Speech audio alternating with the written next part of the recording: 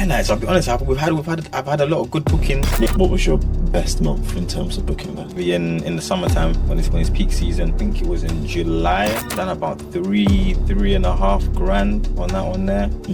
And that's all profit after cleaning costs and everything. And that's after all cleaning costs, after everything. So it was just like a clean. It was like 4.8, but just round it up, just call it about 5. Do you know, it's like that. I'm just gonna have to stop you because I think it's so funny, right? Because sometimes I don't know.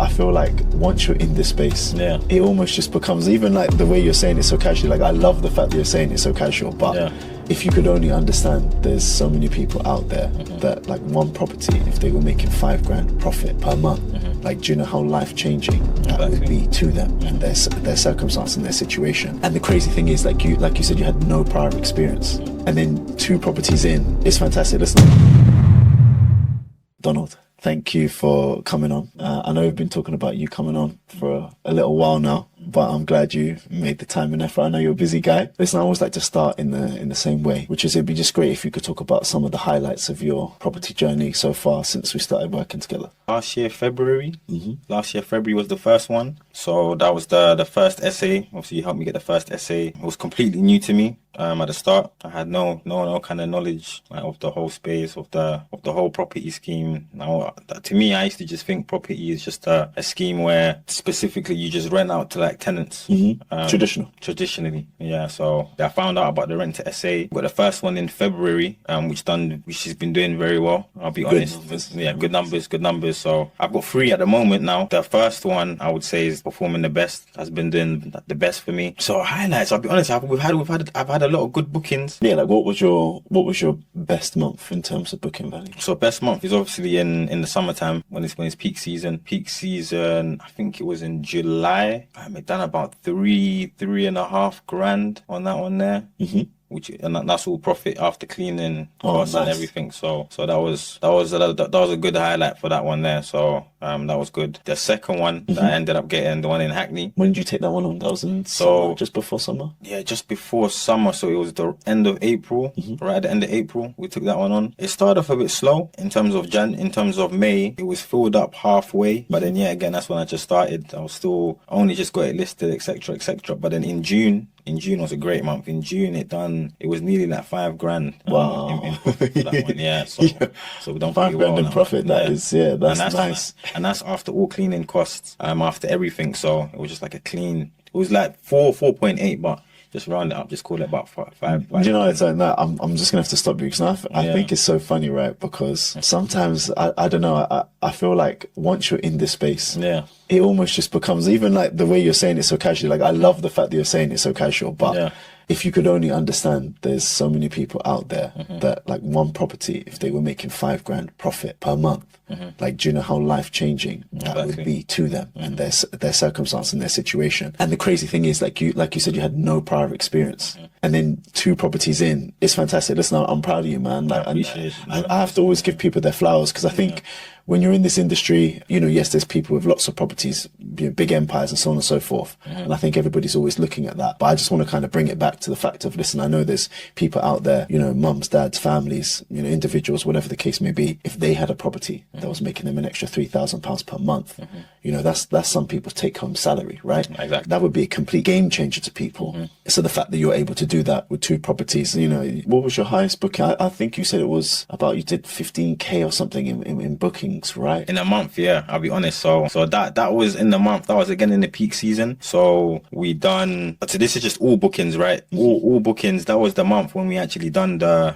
5 grand profit in the month, and then the other property done. It was like near 3.5 or so. But obviously that's profit. So all the money generated in was about 15 grand. So so listen, you smashed it, man. Yeah, and I appreciate it. I'll be honest. I was quite surprised myself, to be fair. So to be fair with you, to be fair, everything happened kind of quick. It did. I remember it kind of ramped. We got the first one, then the second one came a couple months after, and then exactly. So I'll be honest, I wasn't really expecting it. I was kind of, in my eyes initially, I was thinking perhaps I would probably just have the one. I'll probably have the one for the whole year, maybe, or if I'm lucky, maybe get another one.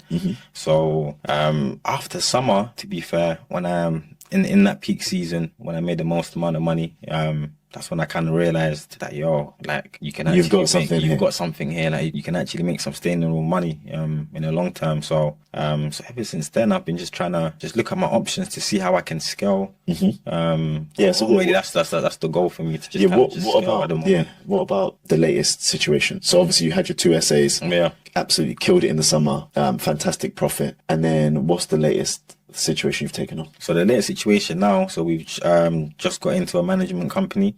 By a management company, obviously we're taking on the management role. Okay. So we just got a property just now, which is also in Kensal Rise, which is close to my other property. Maybe explain how that works, because what you did was obviously super smart in terms of you building the relationship with the landlord and building from there. But yeah, maybe just explain exactly where the second property is, so people can kind of get an understanding.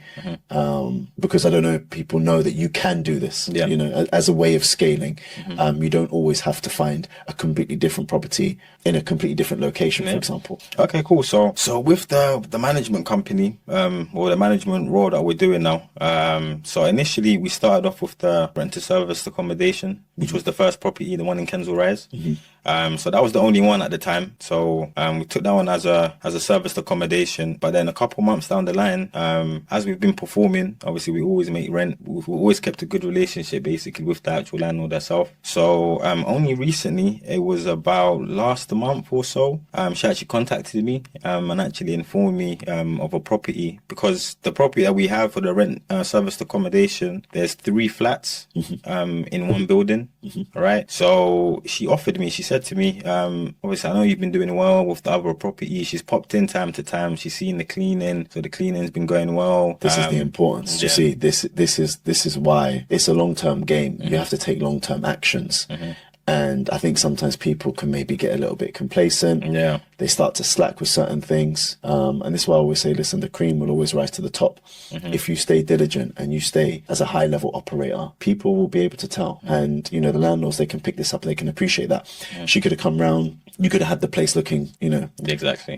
And that wouldn't have, you know, it wouldn't have looked well on you as a business owner. But because she's seen how you're operating, and she can see you're taking care of the property and you've dealt with her properly, you know, now she's open to giving you another property of hers. Exactly. So, you smashed it. That's exactly what's going on. So yeah, she offered us the flat one, to be fair, which is it was much bigger than the one that we're currently been running as an SA. It's got extra features, it's got garden, etc. So the occupancy on that one, obviously we've done our due diligence. The occupancy on that one should be way more. We should be getting a highly nightly rate, much more compared to the one we have, the flat 2. Well, because you've got more amenities. Exactly. Like you said, you've got the garden, and it's a nice garden, good space, and there's so much more you can do with the listing now. Yeah, exactly. Like for that one example, so it's only a 2-bed, but where it's a 2-bed, it is more spacious. But we've added there's a king size bed in there, which we can cater for 2 guests, and then we've also added in a double bed.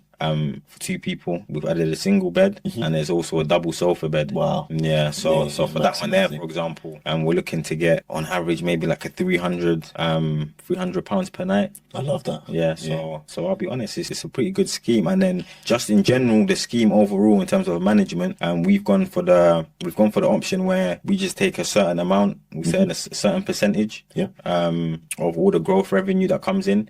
But everyone's different though, at least from what I've seen. Some people do a performance based, where perhaps they'll only take a percentage on just the performance, on how the property actually performs, and then they'll split that with the landlord. But in our scenario, it's just growth. Everything that comes in from the growth, and we just take a percentage out of it.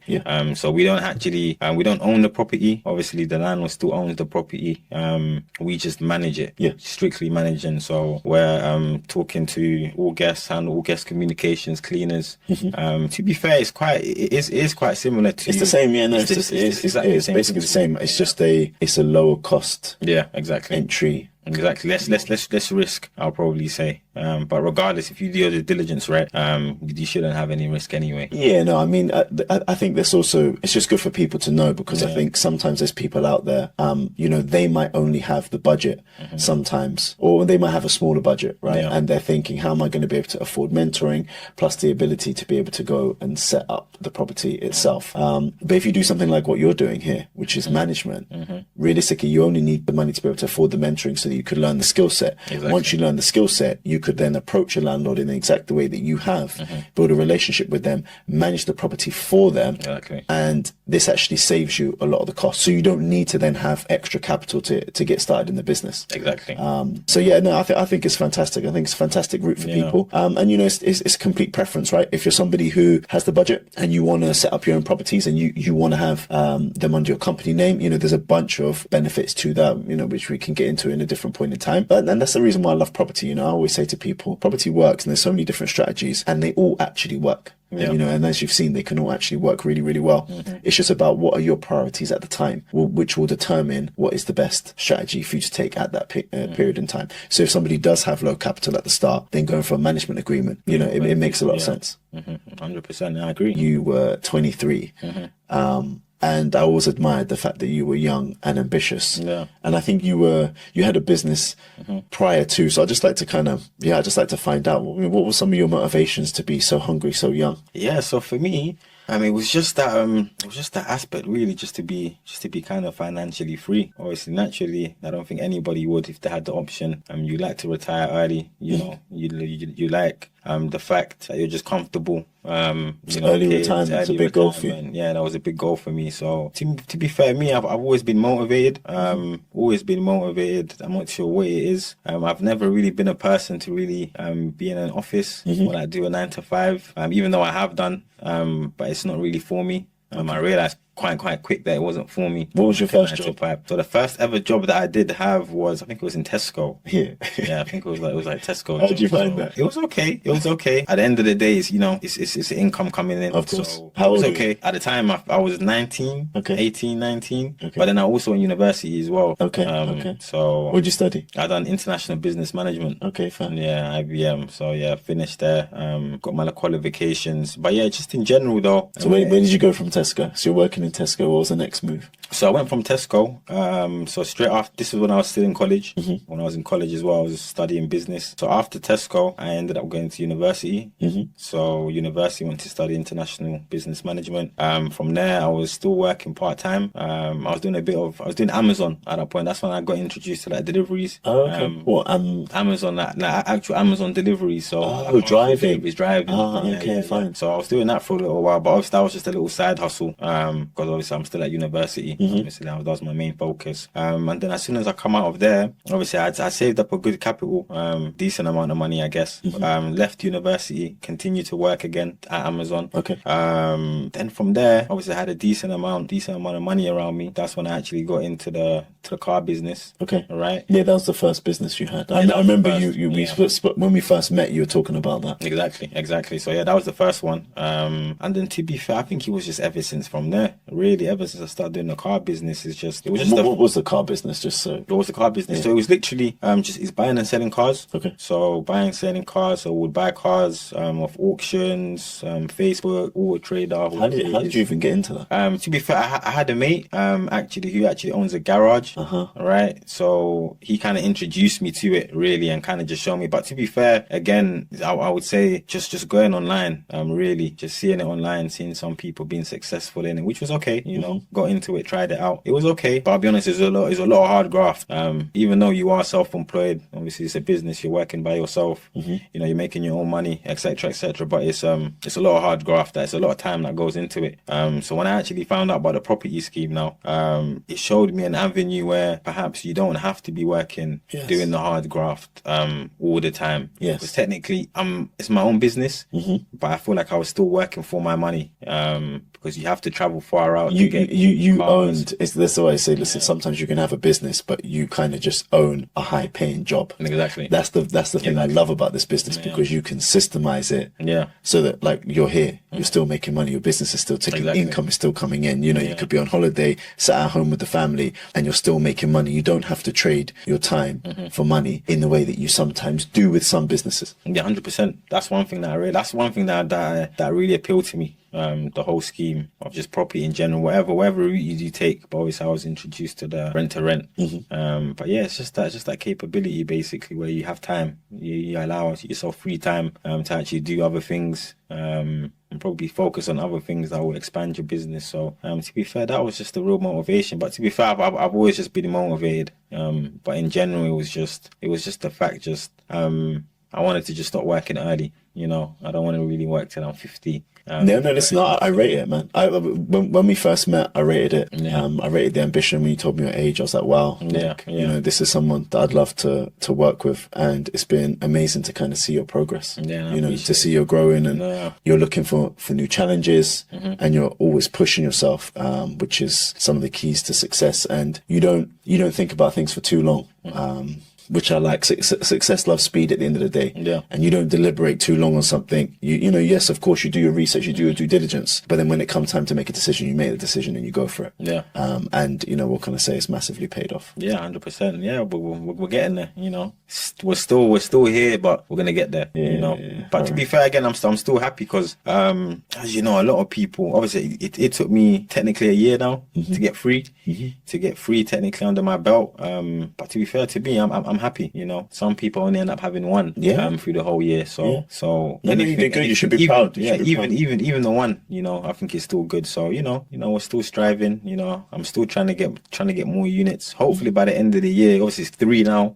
End of the year, that my goal ideally is to be having at least, hopefully 7. You know, we'll see. You know. Yeah, just gotta keep pushing, really. No, you can do it, man. Listen, I believe in you anyway. Yeah, no, I appreciate it. And I'll be here to support you. Yeah, no, of course. But yeah, that's good. That's what I would say to everybody. It's a learning curve. When you get your first unit, that's really when the learning curve starts. Exactly. And it can go quite rapidly. But yeah, as long as you still keep evolving. Exactly. Yeah, no, 100%. We have to. I'm still learning, so you know, I'm still fresh. You know, even though I've done well. I think the revenue for the whole year now has been nearly 6 figures. Nearly 6 figures. I think it was like 20 people sitting on 6 figures. Yeah, I think now it's like 90 grand or so that we've done in the year. Yeah. And that's just all bookings. Yeah. So we've had some direct ones as well. So so then you did 6 figures. Maybe even 6. You never know. So I'll be fair, it's okay, you know. But when I did reflect, obviously we sat down, obviously on a call, I did show you like the numbers, my charts, the forecast, the metrics basically. Yes. I'll be honest, I was quite surprised. I've never checked. Really? Yeah, that was the first time checking in. I find that's why I had to start doing that with people. Yeah. That's why I had to start doing that with students, because I actually realized not everybody's clocking the metrics, and that's why you always have to zoom out, because but it's so important to do that in terms of even like your pricing strategy, but also for you to know as a business, like you said, you're able to forecast, but you're also able to reflect 100% and see how much you've been doing well. And that's important on the journey. You know, it keeps you motivated. That's why you're going from 1 to 2 to 3 to 4 to 5. If you're not looking at these things, or you're not measuring it, then you could be missing it. 100%. And you might not even be realizing the gold mine that you've got in front of you. But then when you see it, suddenly you're like, wow, we did 6 figures in a year. Okay, well, next year I want to do multi. You know what I'm saying? Let's double that. So yeah, it's important. 100%. Yeah. I feel like it was good to look at. So yeah, you know, it's all good. So look, obviously, you've been on your own journey. Just because obviously now you've been doing it and you've been doing it well. Is there any advice you'd give to people?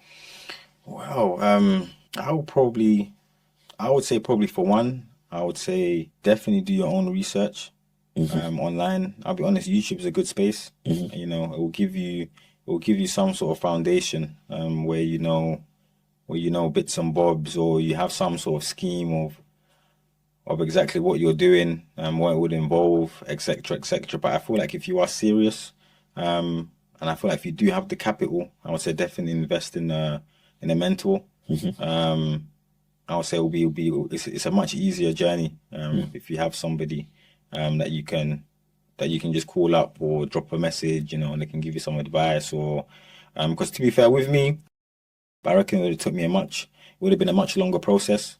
I probably would have still been at the one, maybe even the first one might have not been a good deal. So I feel like I feel like at the end of the day, you need to look and ask questions at people who have been doing it, or who know what they're doing. I feel like it will save you a lot of time, and that'll probably be the advice that I would give anyone looking to start up. And to be fair, it doesn't really matter if you have the capital or not. There's always that's one thing I realized. Probably there's so many different things, so many different aspects, so many different avenues which you can actually get into. And a lot of them, to be fair, you don't even need capital. So like anyone can start. Anyone can start. It doesn't matter where you are. You can start with no capital, but I would definitely say a mentor. Definitely look at getting a mentor. It will definitely speed up your process, and it will just cut out the mistakes. Maybe any silly mistakes that you might not know. We're just smoothing out your process, I'll probably say. That's what get to where you want to get to a bit quicker. Yeah, that's what my mentor said to me. Is like there's an entry fee into anything in life that you want to do, and it's either you can pay someone for education, for information, to get you started, or you're going to pay by making mistakes yourself. 100%, yeah. That's the nature of everything that you do. Yeah. So that's why I always invest in getting educated first. Yeah, 100% education. Yeah, education, as you said, it's the number one. Once you're educated, some people may feel like a mentor may not be it, but once you gain that knowledge, you only need to learn the knowledge once. That's what I mean. Then you've got the skill set, and you've got the skill set for life. Yeah. And it's something like Airbnb. Listen, you could be doing it in the UK, you could be doing it abroad, Europe, Thailand. Like you could take this thing all over the globe if you wanted to scale. Yeah. And like you said, I think earlier when you're talking about having money, for me, when you have capital, it just allows you to scale quicker. Yeah. Like that's the reality. So if you've got capital, you can scale much quicker. So, for example, we're talking about how many units you want to take on. Yeah. You go from 0 to 10 real quick. But of course, there are other ways also of being able to scale even without that. That's what I mean. It just comes down to being resourceful. Yeah. But I think it's having the understanding that you need that skill set first. Yeah. Because that's what empowers you to be able to go on and do all the other, because even, for example, there's deal sourcing.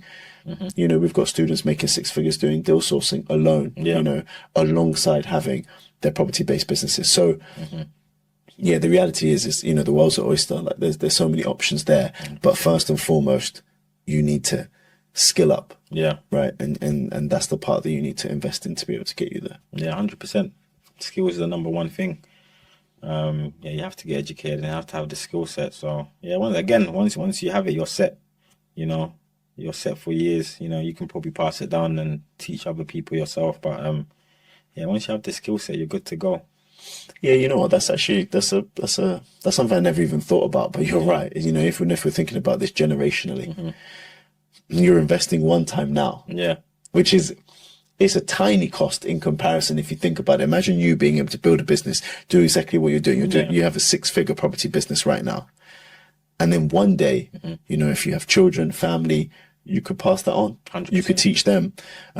So, and at that point, though, they wouldn't need to invest in mentoring, obviously, because you had invested. You've become the skill set person yourself. You're the person who's built the empire, and then you're teaching them how to inherit that, and how to continue to build. So, yeah, that's pretty crazy when you think about it. 100%.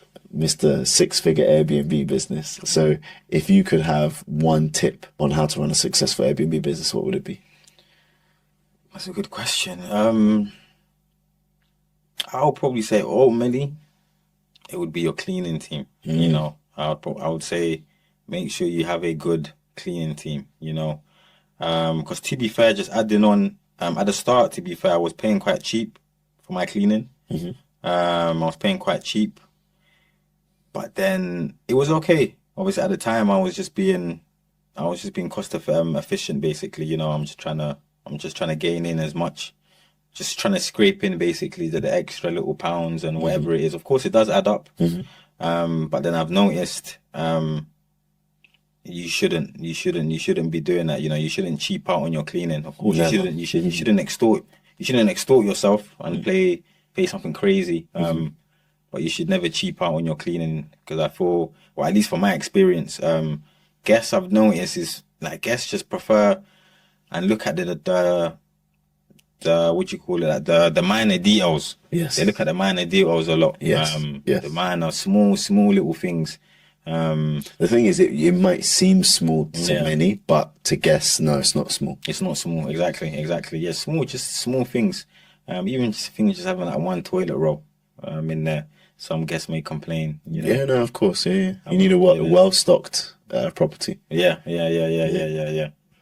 But yeah, cleaning. I would probably say cleaning is the most important thing. Just make sure your cleaning team's good. Make sure they're on point. I'll probably say make sure they've got a checklist. Have a checklist. Yes. Have a checklist because obviously all cleaners are different. Especially if they're new cleaners, they're not gonna know how you want your property to be cleaned in a specific way or wherever it may be. You know, so you just need to be kind of specific and direct with your cleaning team and probably just get cleaners that do a good job. Just get cleaners that do a good job and just don't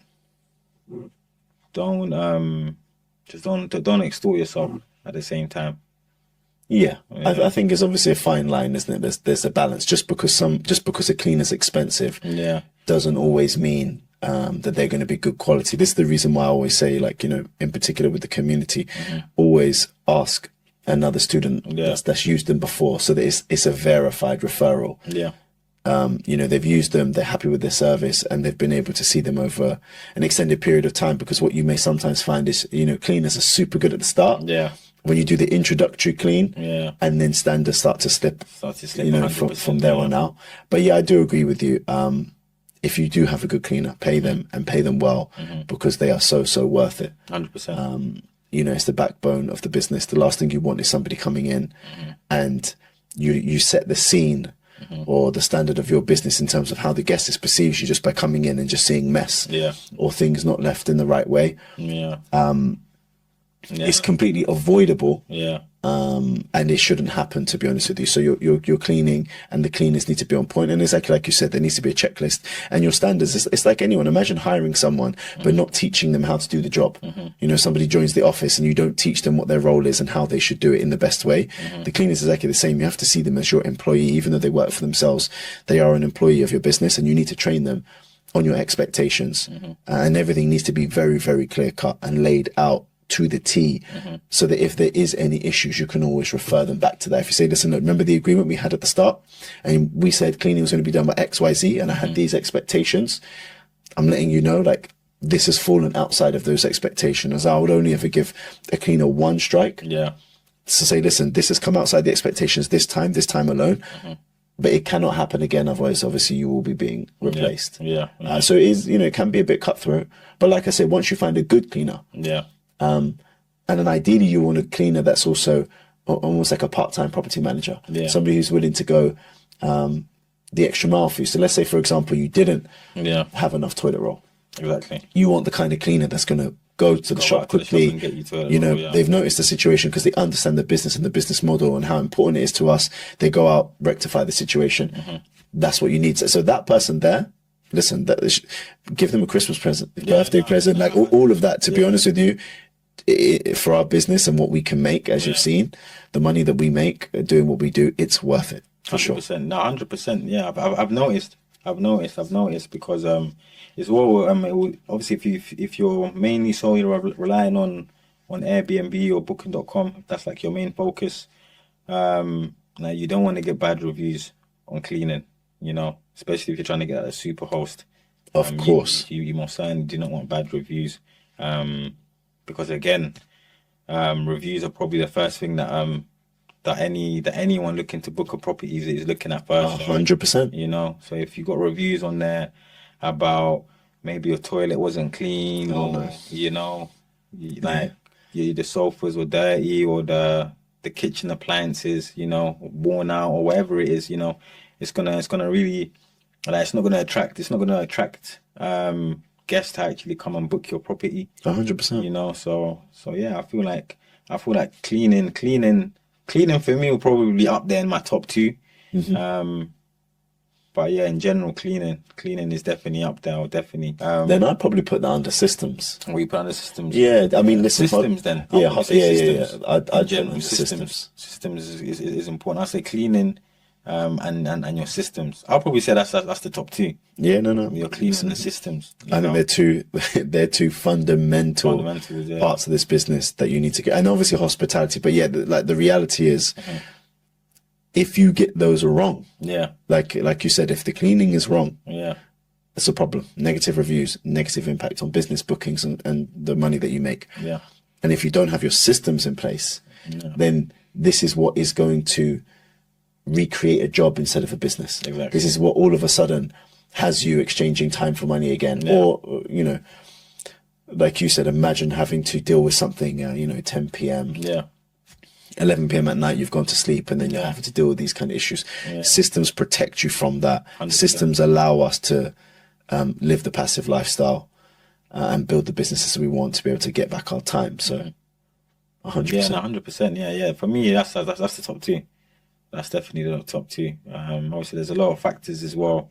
But I reckon if you get them two solid, and you have everything set in stone, you got a good cleaning team, you got a great system. I'll be honest, you should only flourish from there. You know, you should only progress, and your business should be flowing. Yeah.